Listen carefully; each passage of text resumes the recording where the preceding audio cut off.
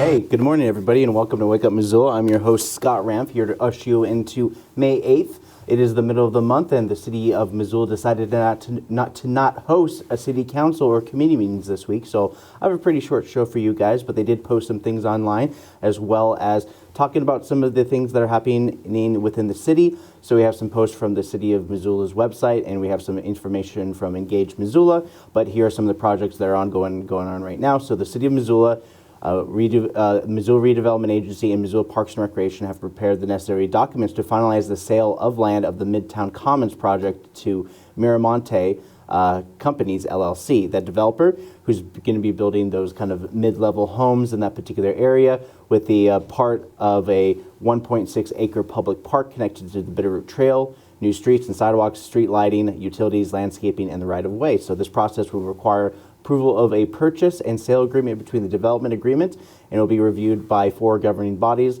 MRA, Parks and Rec, Land Use and Planning Committee, and of course the City Council. And then the meeting schedule is for today at noon, Hal Fraser Conference Room. This is on 140 West Pine Street. This is to authorize the use of tax increment financing. So this is part of the MRA board meeting. And then the Parks and Rec meeting will happen next Tuesday, the 12th at 11:30 a.m.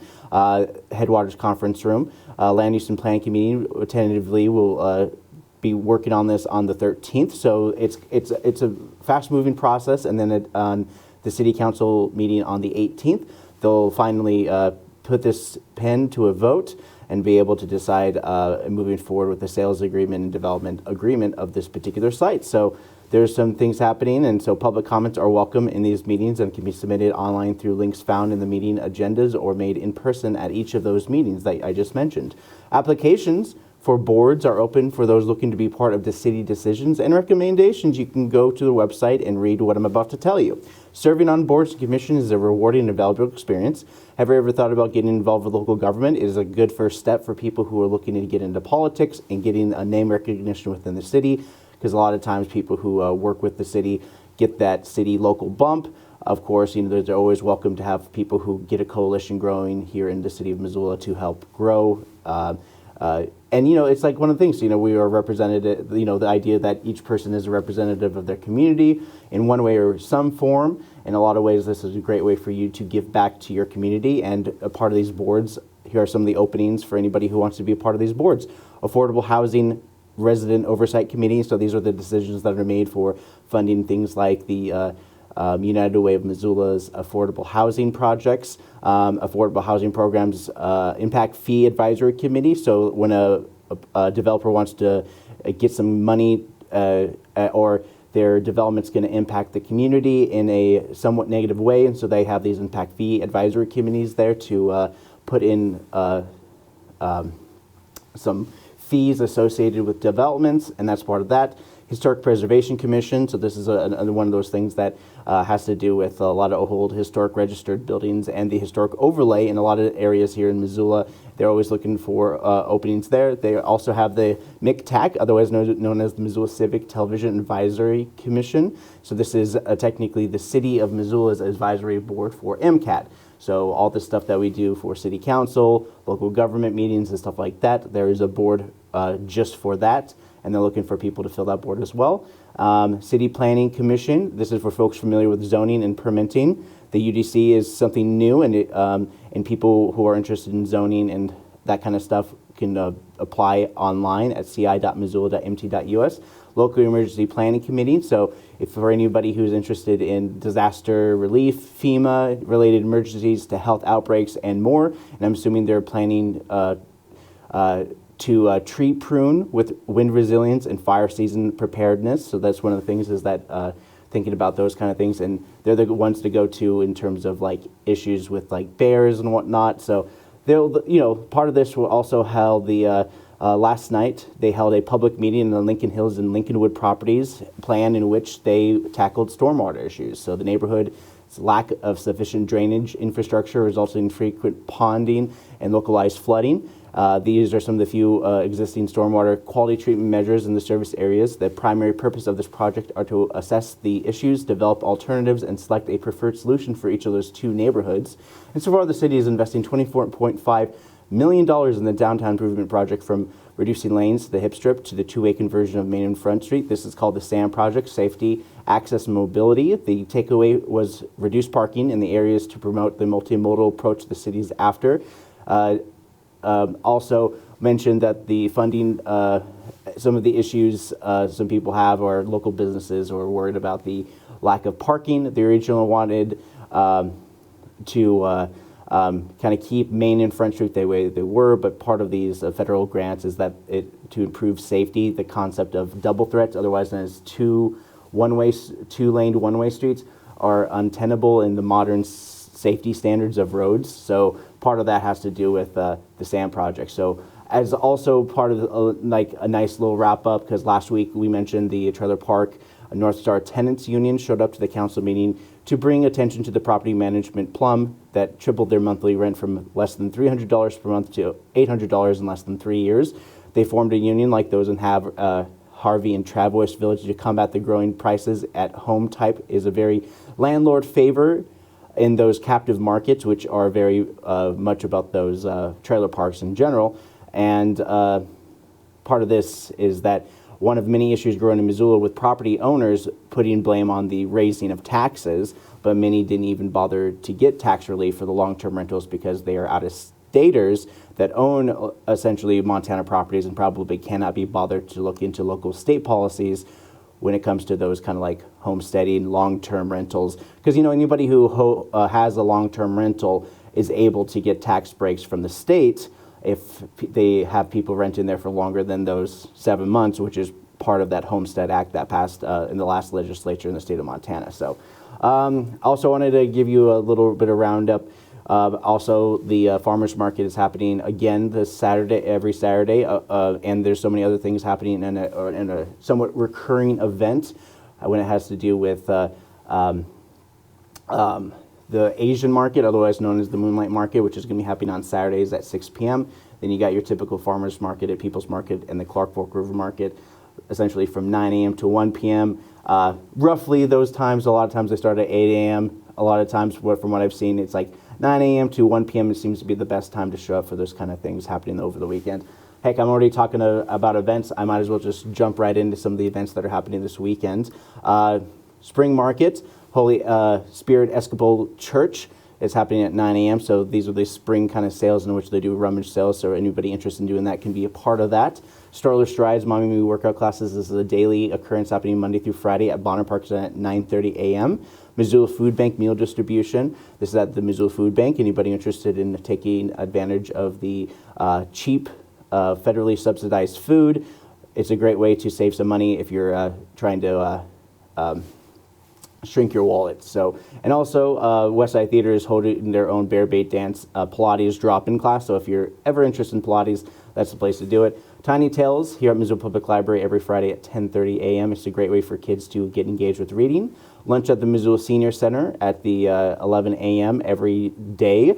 The Poverello Center has their lunch, breakfast, and dinner daily, even on holidays as well. And there's lunches at 11:30. Yarns and Watercolor, noon, here at the Missoula Public Library on the 4th floor. There's some kind of arts and craft happening on the 4th floor of the Missoula Public Library every Friday at noon. Social Pickleball. So Lifelong Learning Center's lifeblood is the pickleball and their pickleball lessons, and they're doing these things happening at noon today.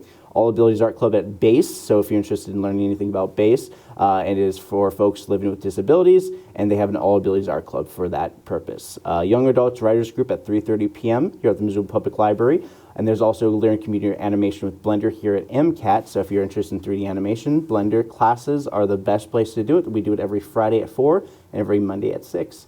And then we have a gallery opening at the Radius Gallery at 5 p.m. This is the 11th Ceramics Invitational.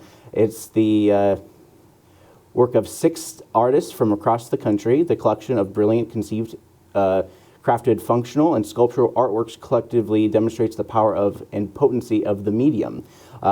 First Friday, or actually Friday food truck pod at the Missoula Senior Center. Last week there was their kickoff event where they are hopefully hosting a good amount of food trucks in the Missoula Senior Center parking lot for the purpose of kind of bolstering that kind of stuff up. And also this weekend, there's going to be a food truck appreciation thing happening at the baseball field, and I'll talk a little bit more about it as I get further into this. But Jesse, the Akalot with Dr. Fly is going to be at Free Cycles playing some music at 6:30 p.m.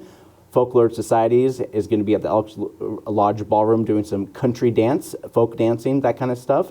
Karaoke at the Jack Saloon at 7 p.m. Jazz Off the Rails at Leaf and Quiet at 7 p.m. Three Dog Mike at Crakey Sand Public House at 7 p.m. MCT is doing the musical Mamma Mia, so you want to check that out this weekend. Support local theater. Moondogs is going to be performing at the Old Post. They're formerly known as the Sundog North. Spring Runoff, school's out. The Monks is doing a rock show at 8 p.m. tonight. Mark Du Bois and Crossroads is going to be at the Sunrise Saloon. Joan Zen is going to be at Union Club. And then wrapping up your Friday night at the Top Hat doing Latin Night. Saturday markets and such, like I said before, from 9 a.m. to about 1 p.m. downtown Missoula. You can't miss it. Heart Savers combination first aid with CPR. This is the Lifelong Learning Center is doing training for camp counselors looking to be verified for the summer of camp seasons. And, you know, it always helps with your resume. And every 2 years, you're supposed to update it because there's always something that's changing. Then there's the 9 a.m. at Homeward. This is for the Get Ready for Home Ownership home buyer education classes. So for anybody becoming a first-time home buyer, Homeward is the place to go. Line dancing at the Missoula Senior Center every Saturday at 10 a.m. Makerspace walk-in hours at 10 a.m. at Missoula Public Library. 3D print, they got laser engravers, all sorts of fun things, and sewing machines. Kids Spring Class Chess Tournament here at the Missoula Public Library at 10 a.m. starting tomorrow on Saturday. Annual Turner Farms Mother Day Market at the Turner Farms at 12 noon on Saturday, and they're doing another one on Sunday as well. Teen Open Studio at the Missoula Art Museum. This is for artists or budding artists looking to get hands-on some supplies and some resources through the Missoula Art Museum. MCAT Saturday Drop-In. The MCAT Saturday Drop-In is a great way for kids to work with multimedia, do some stop animation, and learn to edit along the way. This happens every Saturday from 1 to 3 here in the studio here at MCAT. Saturday Tiny Tales. This is their afternoon session that they do on Saturdays at 3 p.m. Smothers Day Roller Derby at the Missoula Fairgrounds in the 4-H building at 3 p.m. They got the predator feeding at the Missoula Butterfly House in the same vicinity at 3:30 p.m. High noon, Hootenanny at the Westside Theater. They're Giddy Up Missoula. It's time to kick off some dust for a mighty good cause. The beloved Missoula County School, Missoula Community School is fixing to celebrate their 25 years of kindness and curiosity, and they're throwing a big party enough to raffle the rafters. Get down to the Westside Theater and for the High Noon Hootenanny Telethon for tomorrow. This ain't just old shindig. This is kind of like their old hee-haw inspired act of cabaret of different performances, all for the purpose of raising money for the Missoula Community School. Bingo night at Odd Pitch at 6 p.m. Missoula Moonlight Market at Karis Park at 6 p.m. They're going to try to do this every Saturday. You want to check that out. Then we got Tiki Night, barbecue pop-up at Benny's Frenchtown Club at 6 p.m. on Saturday. Third annual Missoula High School Showcase at Free Cycles Missoula, playing some music there. Adult Prom at Lolo Hot Springs Resort at 7 p.m. Goth Ball at Zach is kind of self-explanatory if you're a goth. Joe Martinez Band at Sunrise Saloon at Saturday night, Idle Ranch Hands at 9 p.m. at Union Club. Briggs Bash at doing some DJ music at Monks, and then we got DJ Chris Moon at the Badlander and Signal Fire at the Wilma. At the Wilma, actually it says at the Top Hat, and it also says the Wilma, so it could determine ticket sales and whatnot. So Butterfly Meditation at Missoula Butterfly House, they do this on Sunday mornings at 9 a.m. before the public opening at 10 a.m. Missoula Mother's Day Brunch at the Trough at 9 a.m. So Mother's Day is this Sunday. There's plenty of Mother's Day activities happening this weekend. Reveal Sunday Song and Dance at the Elks Lodge at 10 a.m. Stitch and Bitch at the Space DIY Studio at 12 noon. Definitely one of my favorite events because I get to say it. Spring Beginning Hand Building at the Clay Studio at 1 p.m. This is a great way for people to get on board and to start off with beginning classes for the Clay Studio. Get Lit, which is a pain-savvy health literacy class that if anybody lives with chronic pain, Missoula Public Library hosts this weekly event at 1 p.m. on Sundays to help people, and it's a support group and also has people get resources and help them along the way with their journey, because pain isn't something that you can cure, it is something that you manage. NFL Bingo at Tamarack at 5 p.m., Dram Tough Trivia at 6 p.m., Pinball Tournament at Odd Pitch, Sunday Jazz at Jaff Works, Swing with Ed Norton Big Band at Zach at 6:30 p.m. Karaoke at the Sunrise Saloon to wrap up your Sunday. And as I usually wrap up the majority of my show, I'm actually going to throw it to some other programs that are airing on MCAT. And if you haven't gotten a chance to see them, there's a bunch of new programs, and you can watch it live anytime on our YouTube page at MCAT TV Missoula. So without further ado, here is a bunch of MCAT programs that we just launched this week. So as Blackfoot people and as indigenous people, we have star stories so within the teepee, this bottom, there's 3 parts in our teepees. This bottom represents us as humans. There's nothing in the middle, but sometimes there's usually some kind of animal in the middle that represents spiritual. The top represents the stars and the cosmos. Yeah. That's it. We are doing a great job, like we're knocking it out of the park on plants, meaning we've got about 9,000 plants in our data system, including about 1,400 diatoms. Lauren Ball's a global expert on diatoms, has worked with us on that. So we have about 1,400 diatoms in our data system. From being a participant now to a mentor and a senior leader has taught me that optimism is the most inspiring thing on the planet and is what drives the change that we want to see in the world. It's really, really hard to do this work, and it's really, really hard to show up every day and kind of feel in the background like a cloud of darkness and like horror that's really hard to ignore. And I feel like I have found that ignoring that doesn't do anybody any good.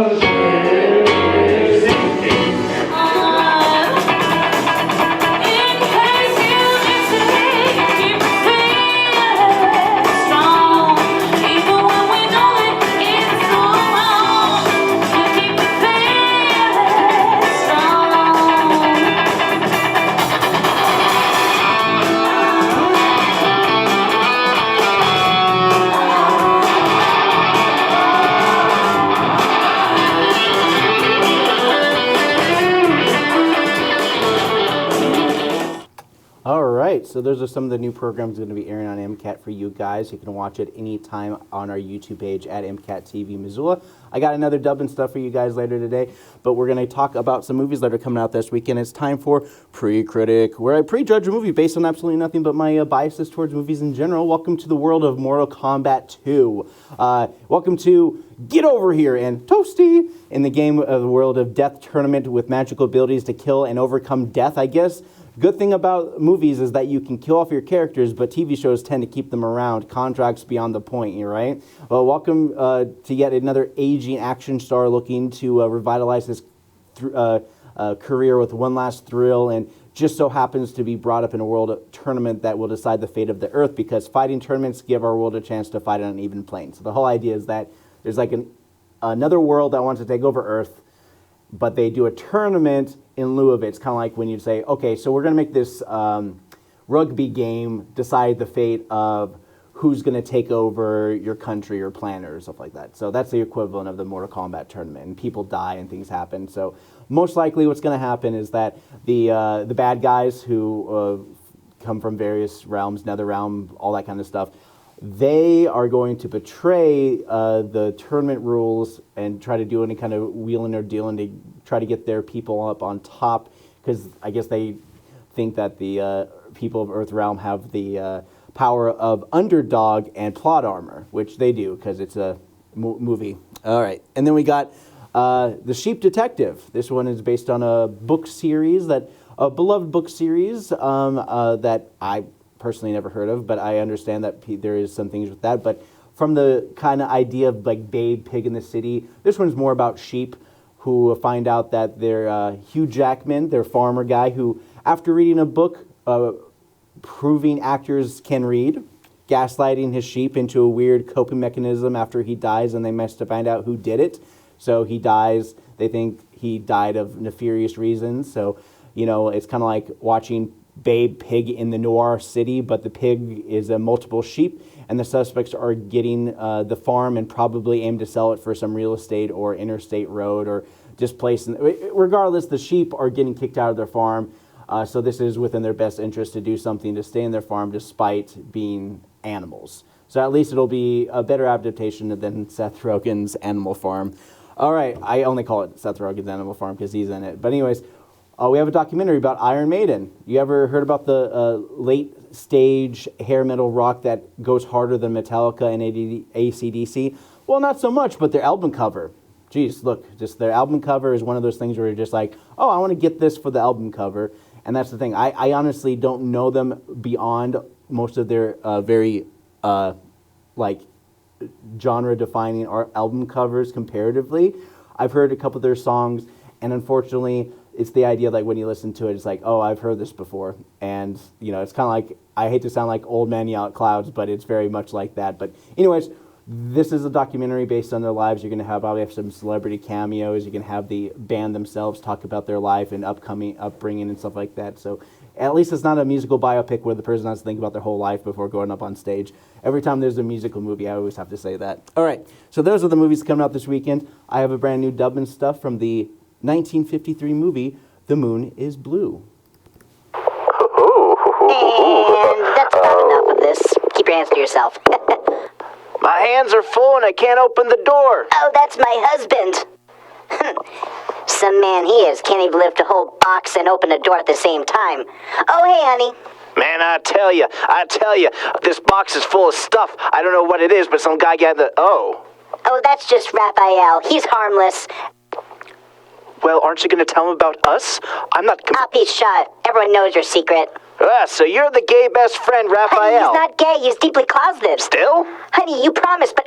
Listen, I'm sorry, Raphael, but my husband's, Well, when I saw the guy, I was like a little worried. Oh, hush up, you. He's nothing to worry about. He's a great guy, aren't you? You're a great guy, and he's not interested. Well, I got a couple fellas I could introduce you. Well, I'm not interested, but perhaps another time. I have things I got to do. Rearranging his closet. Quite. Would you please excuse us for a second? Oh, you don't have to worry about me. I'm going to close the door, and you're never going to see me for the rest of this video. By the way, yeah, your shoes are untied. Ha, gotcha. I'm a scamp. You have quite the woman in there. Would you say you're close with your mother? Let me get you a drink. You want something, fruity, a beer, lager? A vermouth, if you would be so kind. Vermouth? Well, I have clear liquid. Maybe that'll do? I can't really mix anything. I can just get you some pure alcohol. That'll be fine. The stronger the better. Ha, just like my father. My father was just like you. You know, he liked... Please, let's not talk about my deeply closeted sexuality.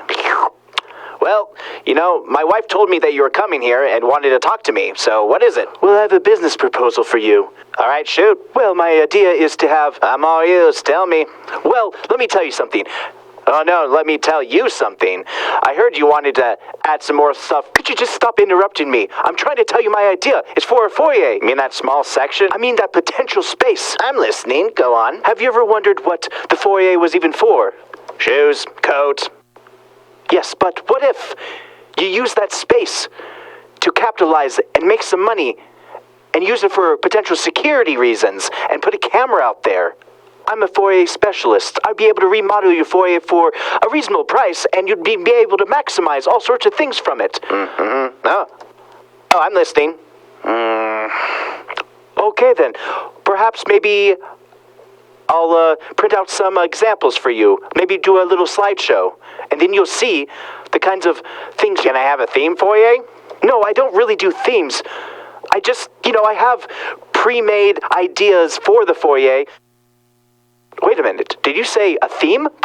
Perhaps, Batman's pretty big in this era. Perhaps maybe we make a Batman-themed one? Sure, take my money. What do you think about that one? Would you like to see Batman when you walk in? Ah, that's stupid. I don't even know what I was thinking. I don't know, we're all thinking the same thing. That my father was right and I shouldn't listen to my mother coddling me and encourage me to do all these stupid things?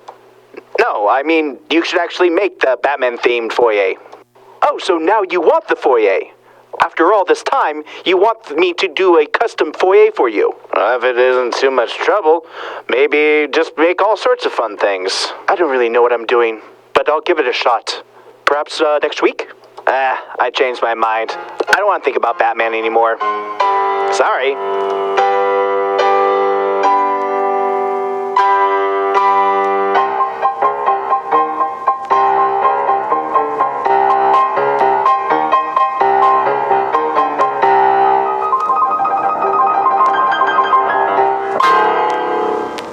Hey guys, welcome back. Let's talk about some news things that are happening in the world today. For I am pretty much done with most things. I just want to give you guys kind of like a news rundown. And one of the things happening in the state of Montana is that Section 504 is something you never really think about when we talk about people living with disabilities in Montana, along with 8 states filed a lawsuit aiming at reducing and requiring things related to this federal program. Most people are introduced to Section 509 through students or children who have disabilities and require customized educational plans to support their needs. Before federal protections were passed, disabled students had limited access to public schools and often faced institutionalization.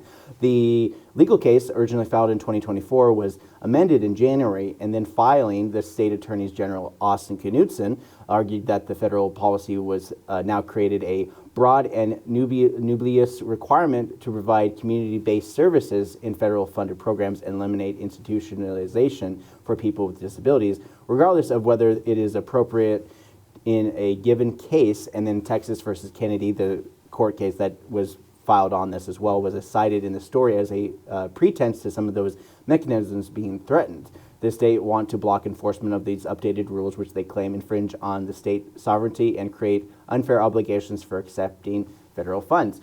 When you accept federal funds, essentially you do have to put your money where your mouth is, and you have to do a matching funds with the state or local levels. This is pretty much like gutting the federal programs that have had many of these lawsuits to bring back funding to various organizations that depend on these federal subsidized programs, with some protests outside Helena's capital voicing support to continue Section 504 for the purpose of living independently and having the means to be a functioning member of society despite their status in Section 504, which is for folks living with disabilities overall. Speaking, Knudsen was petitioned by Gallatin County to counter the attempts to get criminal justice records while also adhering to Montana's privacy laws. So he's also in another legal battle. This one is more or less about Montana's attempt to comply with federal officials by turning over data monitored and under possession of Gallatin County Attorney Audrey Cromwell. She claims that turning over criminal data to ICE and other federal law enforcement breaks the Montana constitutional law in protecting privacy, and went to the Montana Supreme Court, which said, quote, Montana counties may not lawfully disseminate confidential criminal justice information, CCGI, to immigration and custom enforcement upon receiving non-criminal civil or administrative requests without a court order. So, hence again, lack of due process. Cromwell has requested that the Supreme Court and the AG office to terminate supervisory control over the Gallatin County Attorney's Office. And on April 30th, the state DOJ took over the Gallatin County Attorney Office and quickly moved to try and stop the petition to state Supreme Court, which Cromwell filed on May 1st. 3 days later, Knudsen sent a letter telling them to drop it and to sever the representation agreement with the Graybill law firm. Cromwell hired the law firm to represent her office as the dispute escalated. This is just one of many battles with ICE officials ongoing in the national scale of things. Well, housing is rough. Besides the fact that gas prices are reaching record highs, housing has become unattainable for anyone making less than 6 figures, which is pretty much the majority of Missoulians. Time Henderson from Satellite State Line was promoted on Missoula Current this week, talking about new data from the U.S. Census Bureau with information from February and March delayed by issues with federal government shutdowns. Yes, we've been living with shutdowns, we just don't really know it. In a report from late April, The median price increased by 1.4% to $103,100, according to an April 13th report from the National Association of Realtors. Chief economist Lawrence Yoon, in a statement, said fewer people can afford homes because of an uncertain economic and also a low supply of homes for sale. Inventory. It's like you're never going to not hear about the word of inventory when the market demand is dropping, since places exist and have major issues with convincing buyers to opt into those housing costs that don't even give large enough loans for the mortgage. Speaking from my own mortgage lender, they tried to get me to take out $250,000 pre-qualified loan, but the number has starkly dropped in the last couple of years. My credit has been perfectly fine, and I've noticed that their qualifications have dropped by $100,000. So technically, it's like banks, you get a mortgage, all that kind of stuff. They want you to spend more money. They want to take a bigger loan because they're better credit, and that's kind of how it works even on Wall Street when you have like a company that's assessed at $1 billion, probably not worth $1 billion, but it has the ability to get a loan from a bank worth billions of dollars. See where I'm coming from? Debt economy. According to Redfin, the realtor claimed that 43% more sellers than buyers currently, and yet prices refuse to drop as housing is becoming more of a slave to a larger market on the national levels and not so much the states anymore. Banking and housing goes hand in hand, and with less people getting loans because they don't qualify or the bank doesn't have enough credit to cover the cost of buying a house. That's just kind of like the stark reality, is that the housing is getting way too expensive and the cost for building houses are getting way too expensive, primarily just because gas prices are up and the cost of transportation and everything like that. So everything just kind of rolls up into everything like that. Let's change a little bit of gears. And one of the things that are happening as well in terms of, even when we harken back to ICE enforcement and all that kind of stuff, Whitefish got in trouble for racism. Again, the profiling case against a Venezuelan man, Becker del Castillo, settled for $90,000 to resolve a case against the city police chief Bridger Kelsch, and Officer Michael Hingis, who conducted a stop. The 33-year-old was leaving a job near Whitefish on April 24th last year when Higgins stopped him. Stopped him allegedly for a broken brake light, according to the lawsuit filed in August. The statement from the law firm said that during the traffic stop, Becker presented a valid, unexpired real ID compliant driver's license along with the vehicle registration and insurance documents, but they later called Custom and Border Patrol due to a language barrier, according to the complaint, that left Del Castillo with a federal officer to continue an immigration investigation. The Border Patrol agent noted that Del Castillo may have had legal status. The complaint states the legal status isn't enough anymore, as ICE have routinely been all action with little to no due process, which is protected for legal statuses folks like he had. And he also was held in a Tacoma facility for nearly a week before being released with no explanation. The suit against the city of Whitefish include 5 separate counts: 1 count unconstitutional seizure, 1 count false arrest, 1 count negligence, and 2 counts of failure to train. All were dismissed with prejudice. The city says they claim no wrongdoing and were not in the position to continue this litigation further. And overall, they settled with the $90,000. And, this is not just in our corner of the state. Cases like this are popping up and not getting much coverage, as national news is very focused on Iran. Despite Pete Hegseth's Department of War, the ceasefire is considered on regardless of the tit-for-tat bombing between the blockades. Some interesting news related to the cost of oil per barrel being $120. I actually looked back, and there was a lot of posts coming back in 2011 where the oil price barrel was $120 in the 2011, and gas prices only peaking at $3.50. However, now we're getting some gas prices here in Missoula at least around $4.50, if not a little bit more. So the biggest news today is that the U.S. is looking forward to a peace proposal, according to news outlets, but most likely in time for markets to close and we're back to the drain, spiraling downwards still. I only mention this because even more news about Iran claiming overnight attacks are a point of no return for U.S.-Iran relations. So who's saying what? What's going on here? Ceasefire in effect, in case anyone was worried. Just the people firing don't know that, it seems. But hey, the news and the people are right to be frustrated until they consider the idea of challenging leadership at some point in time in which the future where polling is in favor of speaking up, and they can come up with a strongly worded letter. And of course, this week, Missoula voted to support teachers and staff at MCPS. The levy asked for a bump in salaries and resources for the high schools and elementary schools here in Missoula, while Lolo and Frenchtown voted down their levies. Bozeman also passed 2 of their similar levies this week, as well as the largest school districts getting a bump, with smaller surrounding schools tend to get voted down. Butte also supported the increase to the schools, along with tech and operation funds. And Helena, one of those larger communities that voted against raising their levies. More and so, they recently passed their $283 million historic building infrastructure bond that they got passed. And that was like one of those things, just like, wow, I can't imagine them wanting to pass a $250 million thing to update their buildings.